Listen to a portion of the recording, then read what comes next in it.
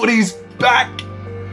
And these are my tips for round one. Melbourne versus South Sydney down at Amy Park. Melbourne are going in as deserved favourites, but they're going to be missing Dale Finucane and Harry Grant. I think that's going to be a massive problem, let alone that they've got to miss out on Suliasi Vunivalu too. South Sydney, they're coming in minus a forward or two. I'm going to be tipping South Sydney by 1-12. Friday night, Newcastle versus Canterbury in Newcastle.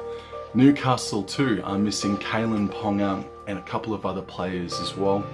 Canterbury Bulldogs are going in full strength off the top of my head. I think Canterbury have X factor. I think Newcastle's off season has been maybe the worst of any of the clubs. I'm tipping Canterbury to win 1-12 up at Suncorp. It's Brisbane versus Parramatta. Brisbane won't make the top 8 this year, but they'll be better than what they were last year. But they're going to be still such an inexperienced young team, and Parramatta, you got to do it. You've got to do it this year if you're going to ever do it 100%. I'm tipping Parramatta by 1-12 as well. On Super Saturday, first game kicks off in the Central Coast, the beautiful Central Coast Stadium in Gosford. Warriors versus the Gold Coast Titans. Warriors on paper, I only realised this the other day when the teams were announced. Their team on paper looks strong, stronger than what I gave it credit for or thought it was going to be coming into season 2021. And they're effectively at full strength by the looks of things. Gold Coast Titans are also going to be at full strength. These two clubs had a draw in their trial a couple of weeks ago. This is the hardest game of the round to pick. This is going to be a cracker in my opinion. I'm going to tip the Gold Coast Titans though. Kick off from the SCG, East versus Manly. Manly are going to be struggling to get out of the bottom 4 in my opinion.